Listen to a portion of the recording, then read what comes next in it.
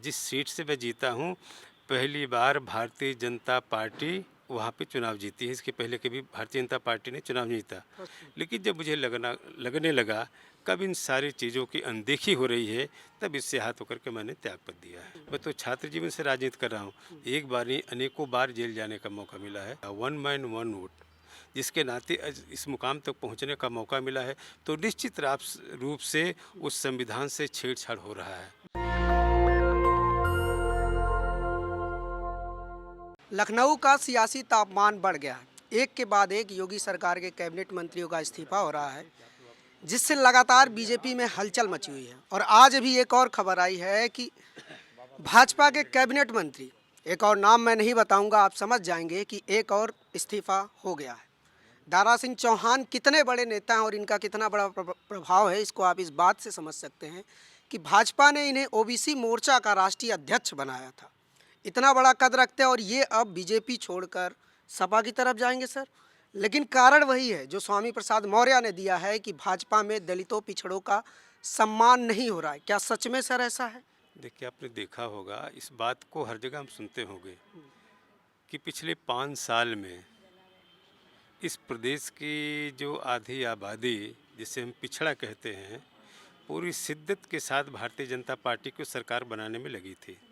इस प्रदेश का जो दलित समाज है, इस प्रदेश का जो नौजवान है, अपने रोजगार के लिए, इस प्रदेश का किसान अपनी खुशहाली के लिए पूरे भरोसे के साथ भारतीय जनता पार्टी की सरकार बनाने का काम किया।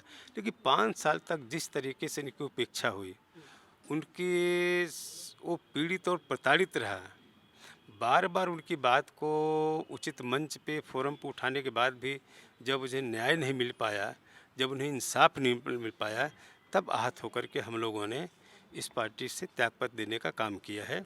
सरकार से हमने त्यागपत्र देने का देखिए सर, काम। जो टाइमिंग है इस पे बड़ा सवाल उठ रहा है कि 5 साल तक तो आप सत्ता में रहे, अब अचानक से आप कह रहे हैं कि दलितों पिछड़ों के साथ अत्याचार हो रहा है। देखिए, चूँकि आप लोग भी है कि हम तो कहते हैं कि जो 5 साल की टाइमिंग की बात है, आपको भी पता है कि एक दिन में सरकार के सारे निर्णय नहीं होते, और 5 साल का वक्त जनता ने दिया और 5 साल तक इंतज़ार किया कि शायद हमारे हक अधिकार की बात के लिए अब निर्णय होगा, अब निर्णय होगा। 5 साल देखते देखते जब उनके अधिकार की रक्षा नहीं हो पाई, उनके अधिकारों के साथ छेड़छाड़ होना हुआ। आपने देखा, चाहे पिछड़ा हो, दलित हो, छात्र हो, नौजवान हो। अभी आपने देखा जिस आरक्षण को लेकर के आज कई महीनों से जिनके ऊपर लाठी पीटी जा रही है, उसके साथ छेड़छाड़ किया गया। आज क्या स्थिति है?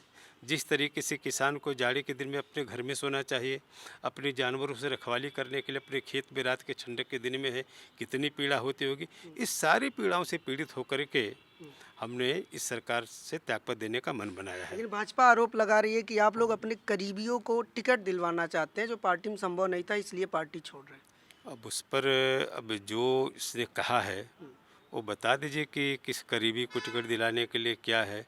मैं चुनाव लड़ा था, मैंने अपना टिकट नहीं मांगा था, मैं लड़ना भी नहीं चाहता, लेकिन ठीक है, पार्टी का निर्णय था कि नहीं लड़ना है।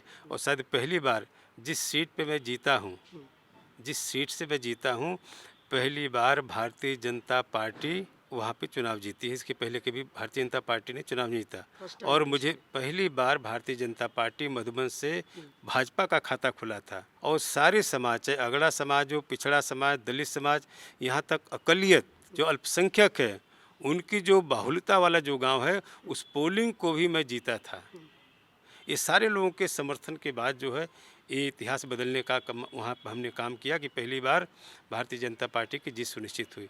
तो बहुत सारी चीज़ें, कौन क्या कहता है नहीं कहता है, मैं कभी टिकट के पीछे नहीं भागता, न कभी। योगी से कैसी बनती थी आपकी, कैसे संबंध थे, क्या वो सुनते थे आप लोग? नहीं, अब छोड़ दीजिए। मैंने कहा ना कि सारी चीज़ों को लेकर के उचित मंच पर हमने सारी बात को, चाहे दलित हो, पिछड़ा हो, नौजवान हो, चाहे किसान, उनकी बात होती रही। लेकिन जब मुझे लगने लगा कब इन सारी चीज़ों की अनदेखी हो रही है, तब इससे हाथ होकर के मैंने त्यागपत्र दिया है। चौहान साहब, आप एक चीज़ गौर किए होंगे कि जैसे स्वामी प्रसाद मौर्य जी ने जैसे इस्तीफे की घोषणा की, उसके एक दिन बाद उनके गिरफ्तारी का वारंट आ जाता है, बुलावा आ जाता है।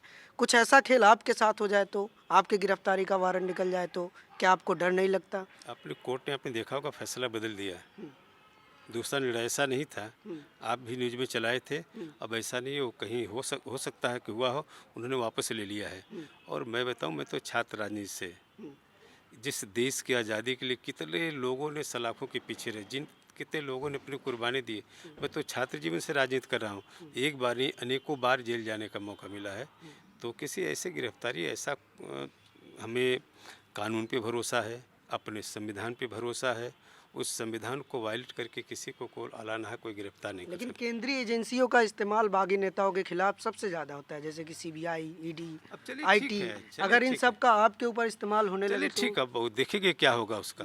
ठीक है, ओके, थैंक यू। एक सवाल है सर। स्वामी प्रसाद मौर्य जी से कल मेरी बातचीत हो रही थी, तो उन्होंने कहा कि भाजपा संविधान को खत्म कर रही है। क्या आप भी इस बात से इत्तेफाक रखते हैं? निश्चित रूप से जिस संविधान में बाबा साहब डॉक्टर भीमराव अंबेडकर साहब ने इस देश में रहने वाले चाहे हर समाज को, चाहे दलित हो, पिछड़ा, अकलियत, बेबस, लाचार, वंचित, सबको अधिकार दिया है, उनका मौलिक अधिकार दिया है। आज बाबा साहब ने जो संविधान में एक वोट का अधिकार दिया, 1 मैन 1 वोट, जिसके नाते आज इस मुकाम तक पहुंचने का मौका मिला है, तो निश्चित रूप से उस संविधान से छेड़छाड़ हो रहा है। आज आपने देखा कि आरक्षण को लेकर के, स्कॉलरशिप को लेकर के, चाहे दलित हो, पिछड़ा, ये सारी जो गैर बराबरी थी, इससे आहत होकर के तो मैं कह सकता हूँ कि संविधान से छेड़छाड़ के नाते ही सारे लोग दुखी हैं कि हो सकता आने वाले दिन में जो संविधान में आपका हक अधिकार मिला था, इससे छेड़छाड़ करने की साजिश हो रही थी, सबको पता चल गया है, इसलिए इस तरह का निर्णय हो रहा है। कितनी सीट आएगी भाजपा की और आप लोगों की कितनी? अब वो बाद में बताएंगे, एक ही बार में तो कुछ रखा होगा बार में सब जान जाएगा। अभी तो मैं इस्तीफा दिया हूँ, कहाँ मैं किसी पार्टी में हुई नहीं अभी, फिर जब पार्टी में होंगे तो पूछिएगा। चलिए बहुत बहुत शुक्रिया दारा सिंह चौहान साहब हमारे साथ जुड़ने के लिए। और जैसा कि हम आपको बता रहे थे कि एक और योगी कैबिनेट के मंत्री का इस्तीफा आ चुका है, ये खबर न्यूज़ में चलने लगी है। गेस कीजिए आप कौन है? ये हमारे साथ दारा सिंह चौहान थे। इनके कद के बारे में बताने की ज़रूरत नहीं है कि ये कितने बड़े नेता हैं, और इनके बीजेपी छोड़ने से बीजेपी को कितना बड़ा घाटा होगा, ये भी बताने की ज़रूरत नहीं है। ऐसी और बहुत सारी खबरों और अपडेट के लिए आप जुड़े रहिए हमारे साथ और देखते रहिए नेशनल दस्तक। कैमरा पर्सन आशीष के साथ मैं अनमोल प्रीतम, लखनऊ, यूपी। नेशनल दस्तक की आपसे गुजारिश है कि अगर इसको बचाना चाहते हैं तो नेशनल दस्तक को सब्सक्राइब करने के लिए रेड कलर के सब्सक्राइब बटन को दबाएं, फिर बेल आइकन की घंटी दबाएं। नेशनल दस्तक को बचाने के लिए बहुत जरूरी है कि हर खबर को शेयर करें, लाइक करें, कमेंट जरूर करें।